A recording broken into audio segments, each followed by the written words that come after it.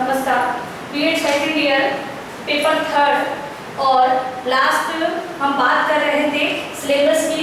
उसके अंतर्गत हमें फोर्थ यूनिट हम लोग देख रहे थे। तो फोर्थ यूनिट के अंतर्गत हमारा पांचवा बिंदु था फोर्थ यूनिट है वो समावेशी शिक्षा है। समावेशी शिक्षा, उसके अंतर्गत जो पांचवा बिंदु है वो है समावेशी शिक्षा में चुनौतियां। भाई जो समावेशी शिक्षा प्रदान की जा रही है उससे संबंधित किन किन चुनौतियों का सामना बच्चों को भी करना पड़ता है, अध्यापक को भी करना पड़ता है। तो वो चुनौतियां हमारा पांचवा बिंदु था समावेशी शिक्षा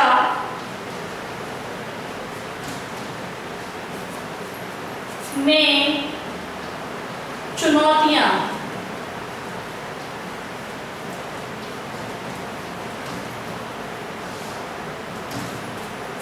उसके अंतर्गत पहला है शून्य अस्वीकृति,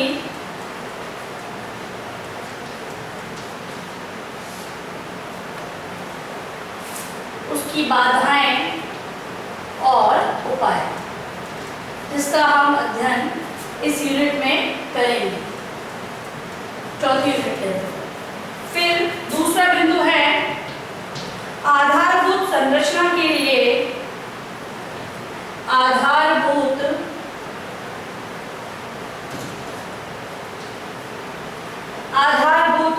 संरचना के लिए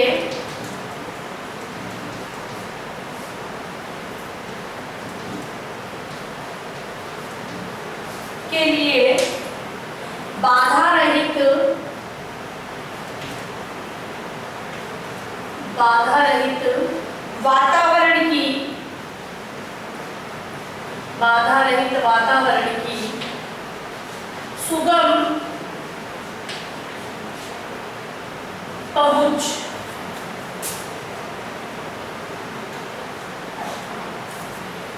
और इससे संबंधित हम उपायों को देखेंगे। इसके अलावा अधिगम प्रक्रिया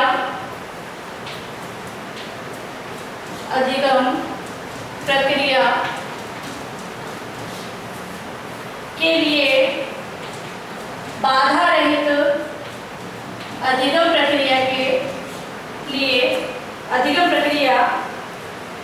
के लिए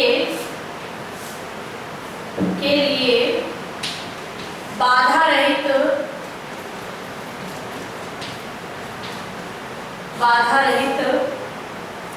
वातावरण निर्माण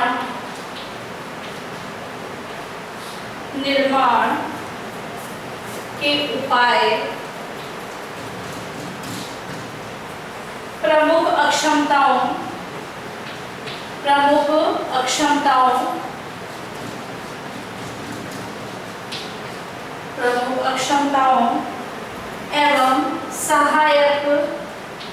एवं सहायक प्रविधियां।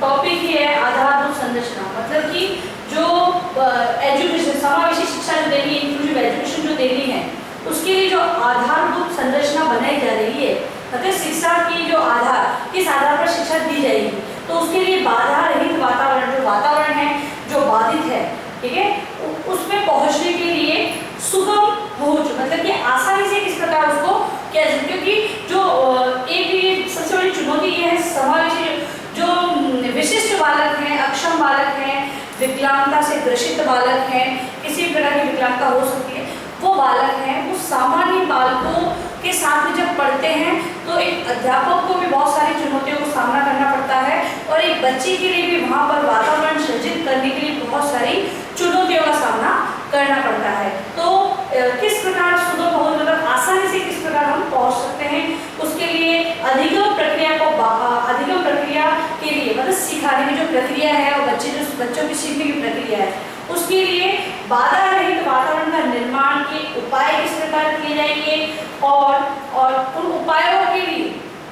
के अंतर्गत जो अक्षरता वाले बालक हैं उनकी पहचान कर उन्हें उनसे संबंधित सहायक प्रविधियों के द्वारा किस प्रकार अधिगम कार्य करवाया जाएगा, उन्हें किस प्रकार सिखाया जाएगा, तो इसके बारे में हम लोग पढ़ेंगे।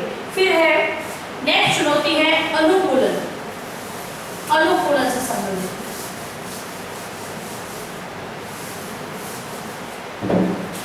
अनुकूलन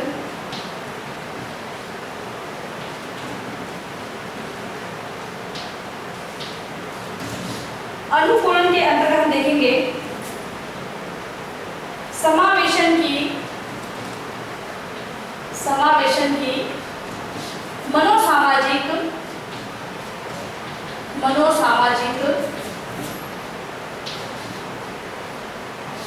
चुनौती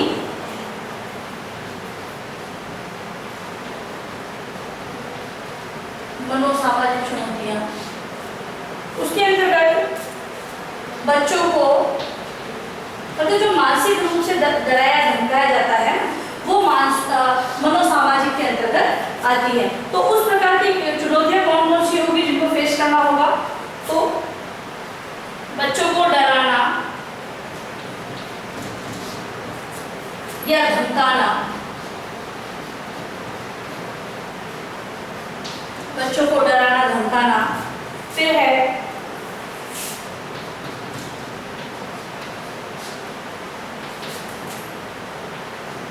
चुनौतियां तो आएगी लेकिन उसको भी खत्म तो करना होगा या फिर उसे कम तो करना ही है, तो उसके उपाय से संबंधित हम लोग पढ़ेंगे। फिर है साथी समूह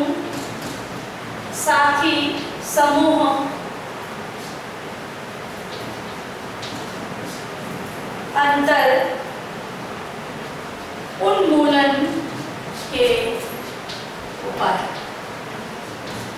अब जब साथी समूह की बात कर रहे हैं तो साथ में जो पढ़ने वाले बच्चे होते हैं, ठीक है, जो विशिष्ट बालक होते हैं उनके साथ जो सामान्य बालक पढ़ रहे हैं उनमें और सामान्य बालक और विशिष्ट बालक दोनों में अंतर पाया जाता है। तो इसके कारण भी क्या होता है, ये बहुत बड़ी चुनौती होती है, बच्चे उनको जल्दी से स्वीकार नहीं करते हैं, क्योंकि अगर देखा जाए तो कहीं पर मानसिक स्तर की बात होती है, कहीं शारीरिक विकलांगता होती है। तो शारीरिक विकलांगता होती है तो मानसिक तौर पर तो बच्चा सही होता है, पढ़ने में भी होता है, वो प्रतिभाशाली है, लेकिन जब बात हो उसके साथी समूह की, उसका शारीरिक जो बनावट है उसकी सामान्य बालक की तो सही है, लेकिन विशिष्ट बालक की शारीरिक जो प्रॉब्लम है उसके कारण उन दोनों में अंतर पाया जाता है और वो सीखने मतलब किसी भी अधिगम में उसको कठिनाई होती है।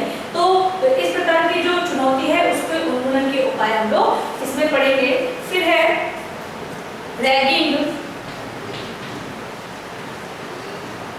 रैगिंग से बड़ी रैगिंग जो कि वर्तमान की सबसे बड़ी समस्या है या चुनौती के रूप में से स्वीकार, रैगिंग की वर्तमान स्थिति और उसे रोकने के उपाय,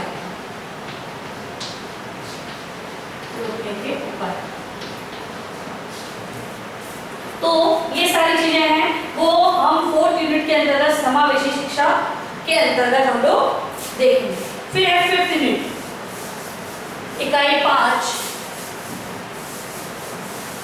ये सारे बिंदु आप लोग अपनी उत्तर पुस्तिका में देखेंगे सिलेबस के अंतर्गत, ताकि जब हम लोग टॉपिक लें तब आपको ये समझ में आ जाए। तो 5वीं यूनिट है समावेशी विद्यालय का सृजन, समावेशी विद्यालय का सृजन।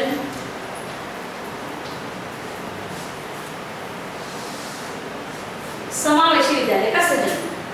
4th यूनिट समावेशी शिक्षा से संबंधित थी।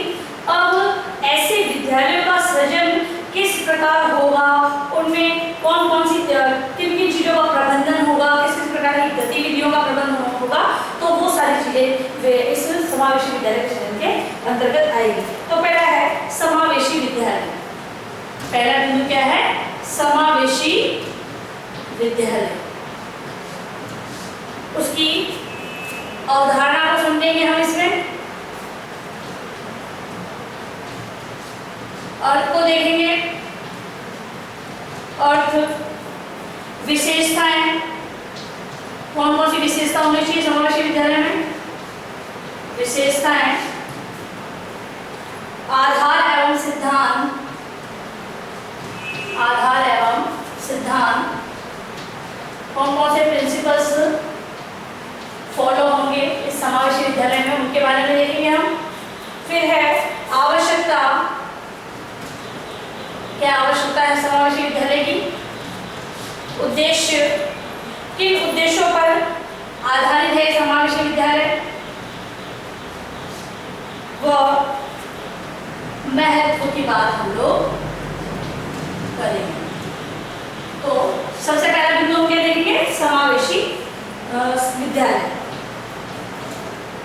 तो समावेशी विद्यालय की अवधारणा और जो भी बिंदु बताया मैंने, ये पहले बिंदु में हम देखेंगे। फिर दूसरा जो है उसमें है समावेशी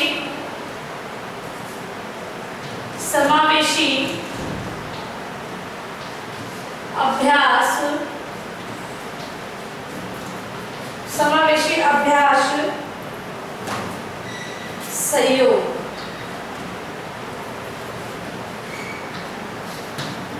नेक्स्ट है सहयोगी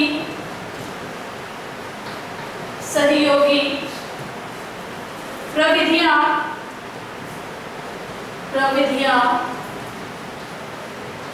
एवं सोपान।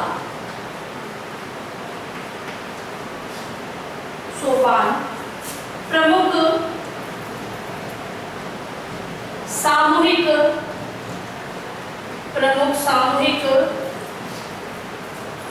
विधियां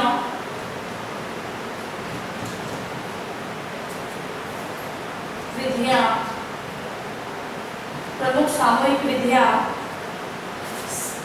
सामूहिक विधियों के लाभ, सामूहिक विधियों के लाभ और दोष भी, लाभ दोष। सामूहिक विधियों द्वारा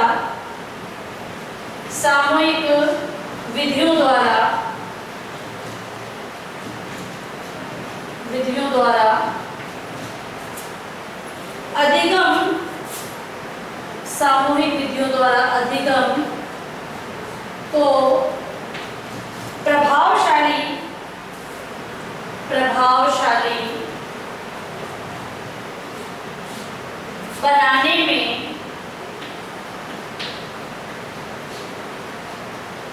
बनाने में विद्यालय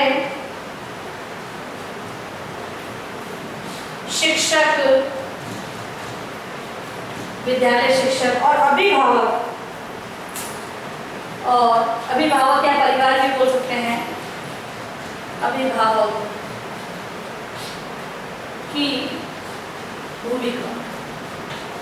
दूसरे बिंदु के अंतर्गत हम लोग ये सारे जो सब पॉइंट है उनके बारे में हम लोग पढ़ेंगे। तीसरा बिंदु जो है वो है सहपाठी व्यू रचनाएं, सहपाठी व्यू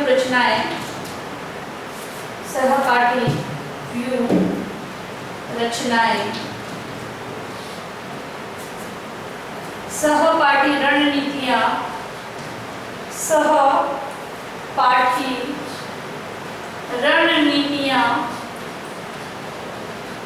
सहपाठी रणनीतियां, रणनीतियों के सिद्धांत, इनके बारे में हम लोग, और उससे क्या लाभ है, जो सहपाठी रणनीतियां बनाई जा रही है उनसे लाभ क्या है उसके बारे में हम लोग देखेंगे।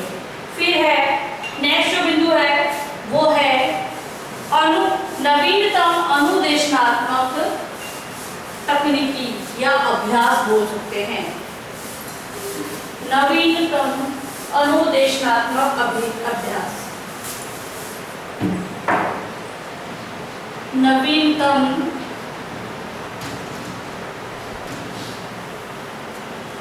अनुदेशनात्मक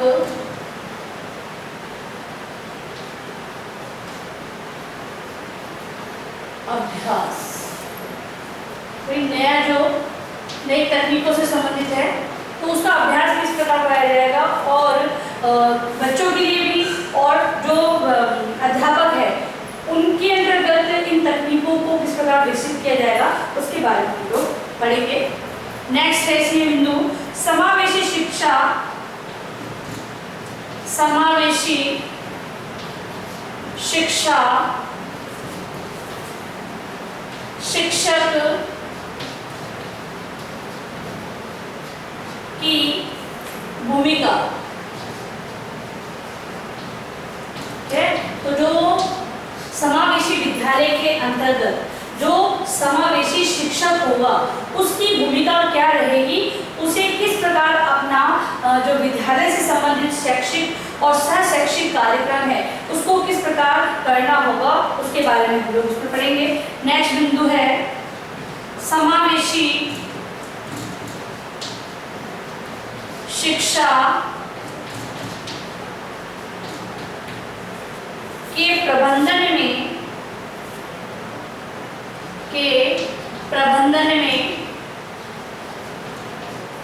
प्रधानाचार्य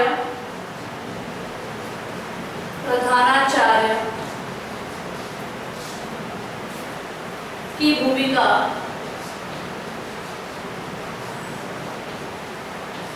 प्रधानाचार्य की भूमिका हम लोग पढ़ेंगे इसमें। और लास्ट जो बिंदु है समावेशी, 5वीं यूनिट का लास्ट बिंदु है ये, समावेशी शिक्षा के उन्नयन में, शिक्षा के उन्नयन में सरकार की भूमिका। सरकार की भूमिका, सरकार किस प्रकार अपनी भूमिका वहन कर रही है जो कि समावेशी शिक्षा के लिए। इसके अंतर्गत हम देखेंगे विकलांग बालकों, विकलांग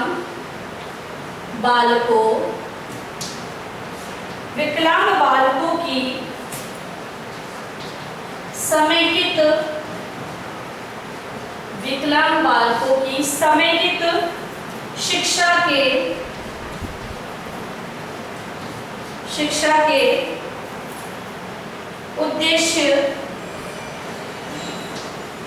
उद्देश्य और कार्य। फिर नेक्स्ट है विकलांग छात्रों की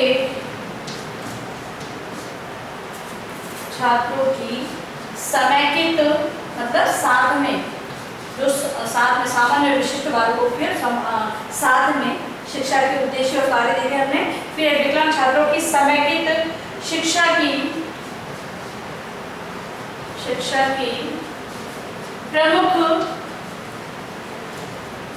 प्रमुख परियोजना, मतलब कि जो इनसे संबंधित जो योजनाएं बनाई गई और उन्हें किस प्रकार लागू किया गया है।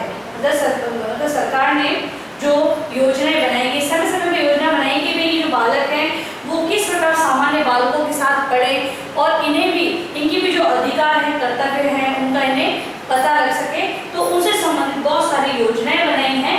तो उसका अध्ययन हम लोग ये 5th यूनिट के अंतर्गत जो 7 पॉइंट है उसके अंतर्गत हम लोग करेंगे।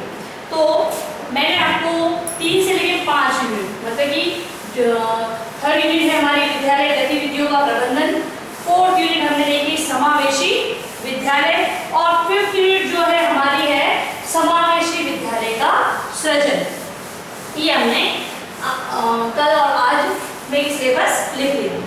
अब मैं आपको जो 3rd यूनिट है वो स्टार्ट करवाती हूँ। और 3rd यूनिट हमारी कौन सी है? समावेशी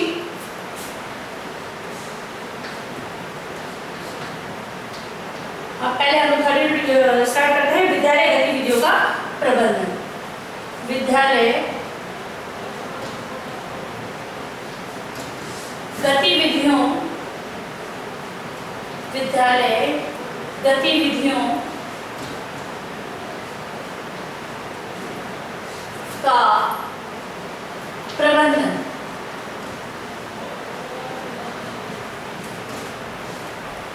विद्यालय गतिविधियों का प्रबंधन, मतलब कि मैनेजमेंट ऑफ स्कूल एक्टिविटीज, जो इसको विद्यालय के अंतर्गत जो गतिविधियां एक्टिविटीज होती है उनका प्रबंधन किस प्रकार किया जाता है और कौन कौन सी गतिविधियां हैं वो विद्यालय के अंतर्गत होती है।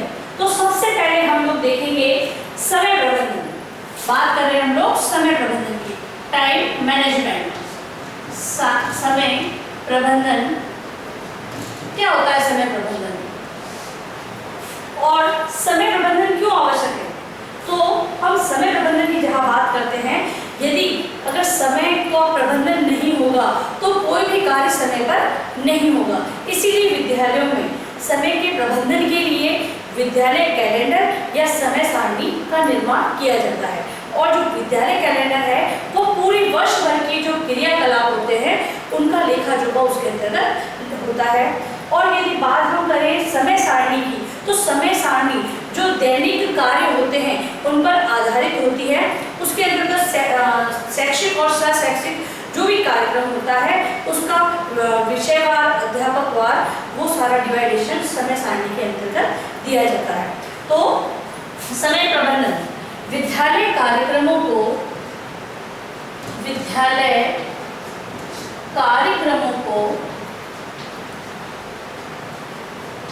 सुचारू रूप से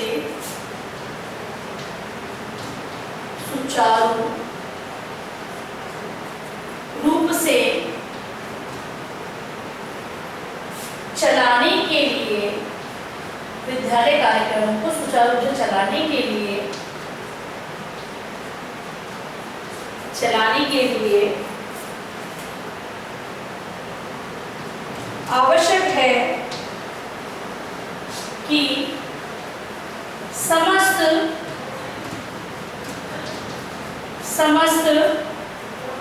कार्य के संबंध में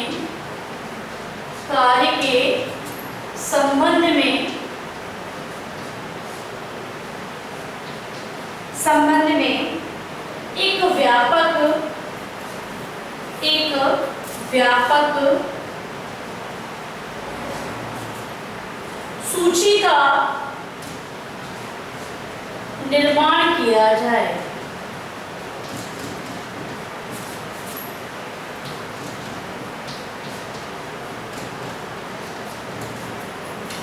अब क्या बोला है, समय प्रबंधन के लिए मतलब कि विद्यालय जो कार्यक्रम है उनको सुचारू रूप से चलाने के लिए, ठीक है, मतलब कि वो सही ढंग से चल सके, इसके लिए क्या करना है, ये व्यापक रूप से एक सूची का निर्माण किया जाए। और उस सूची के अंतर्गत क्या क्या किया जाए तो हम देखेंगे। उसके अंतर्गत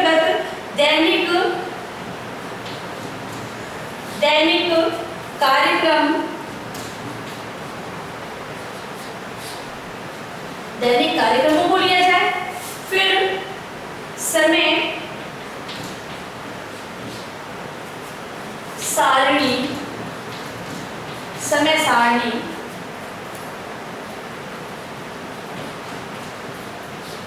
दैनिक कार्यक्रमों पर आधारित हो।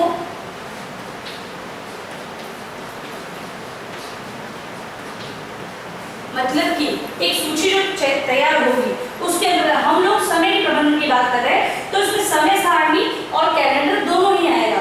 अब जब हम दैनिक कार्यक्रमों की बात कर रहे हैं, मतलब जो रोज के कार्य हैं, इस क्लास में पढ़ाना है, कौन सी कक्षा में कौन सा टीचर पढ़ाएगा, है ना, तो कौन से विषय हैं उस पर आधारित है, तो उसमें दैनिक कार्यक्रमों को लिया जाएगा। और दैनिक कार्यक्रम को किसमें ऐड करेंगे, समय सारणी के अंतर्गत ऐड किया जाएगा, ठीक है। फिर बात आ रही है विद्यालय कैलेंडर की। समय प्रबंधन के अंतर्गत विद्यालय कैलेंडर भी आता है। तो विद्यालय कैलेंडर में किसे लिया जाएगा, जो वर्ष भर के जो क्रियाकलाप होते हैं उनको लिखा जाएगा। तो विद्यालय कैलेंडर शाला मतलब विद्यालय के, शाला के वार्षिक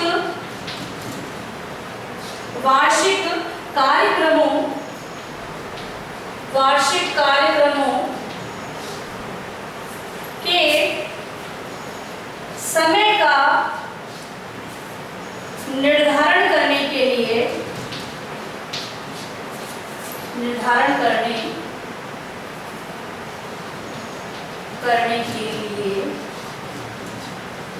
उपयुक्त होता है। ठीक है ना।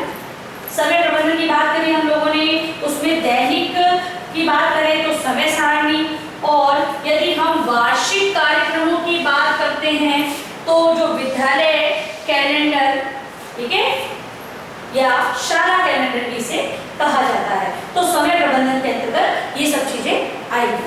फिर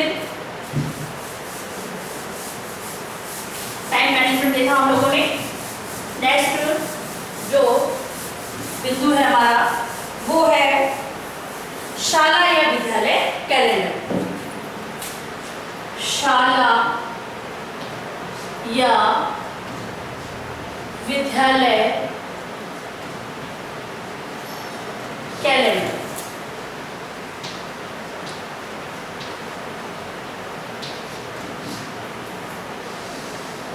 अब आप बात करेंगे कि हमने विद्यालय कैलेंडर या शाला कैलेंडर को उसमें भी देख लिया। अभी हमने जो पहले बात करी वो सिर्फ समय प्रबंधन की बात करी कि समय का प्रबंधन किस प्रकार किया जाता है। तो समय के प्रबंधन के अंतर्गत समय सारणी और कैलेंडर आया। अब वो कैलेंडर है क्या, किस प्रकार बनता है कैलेंडर, और उसके अंतर्गत किन किन चीजों को लिया जाता है, उसके बारे में हम बात करेंगे शाला या विद्यालय कैलेंडर के अंतर्गत। तो शाला कैलेंडर एक ऐसी योजना है, शाला कैलेंडर एक ऐसी योजना है,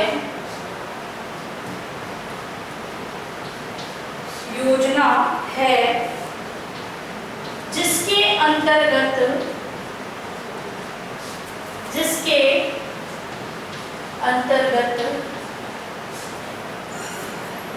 प्रत्येक कक्ष में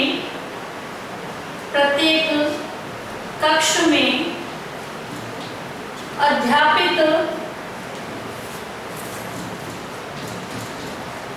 मतलब जो अध्यापन कार्य करवा रहे हैं, अध्यापित विषयों एवं गतिविधियों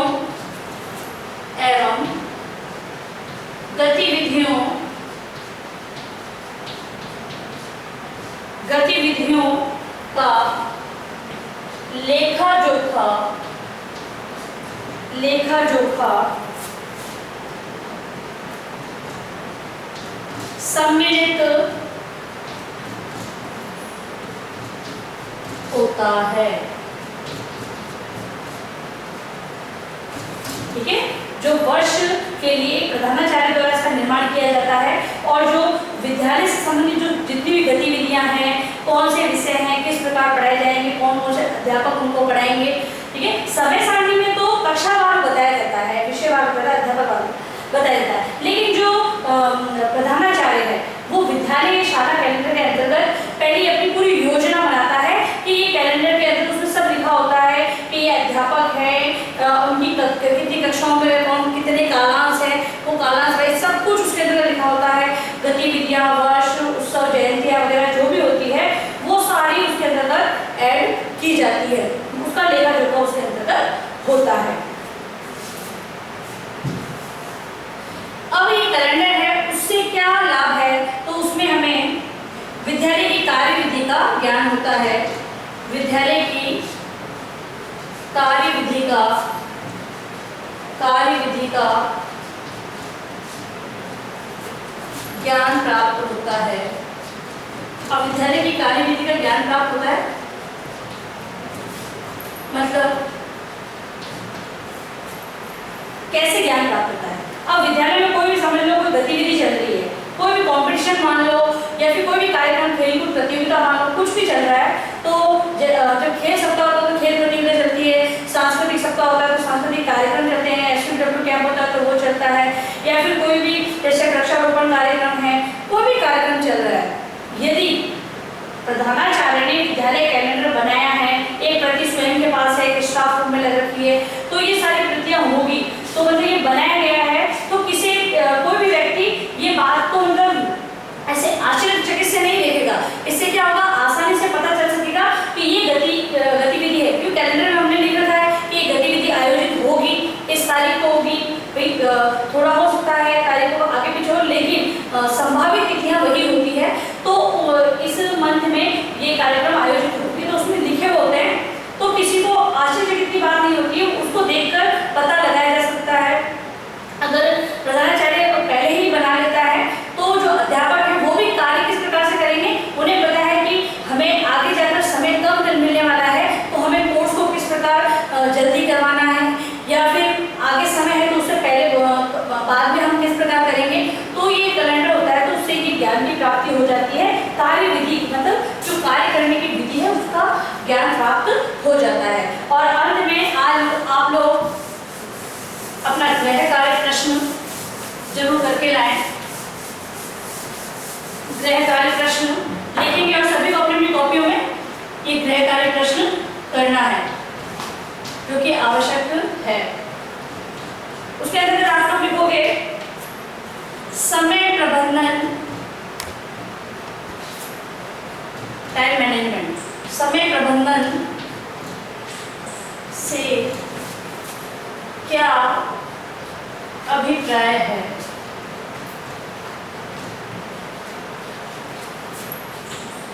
समय प्रबंधन से क्या अभिप्राय है, छोटा सा प्रश्न है, ये आप लोग अपनी उत्तर पुस्तिका में करके लाएं। और अंत में आप लोगों से एक बात कहनी है कि आप लोग जब भी घर से बाहर जाएं तो मास्क का प्रयोग करें या अपने फेस को कवर करके जाएं। बाहर जाते हैं तो आपस में कम से कम 6 फीट की दूरी बनाए रखें और लोगों को भी इसके लिए जागरूक करें। और यदि आप सार्वजनिक स्तर पर जाते हैं तो सैनिटाइजर ले जाना ना भूलें, बार बार हाथों को सैनिटाइज करते रहें, सुरक्षित रहें, सभी का ध्यान रखें। धन्यवाद।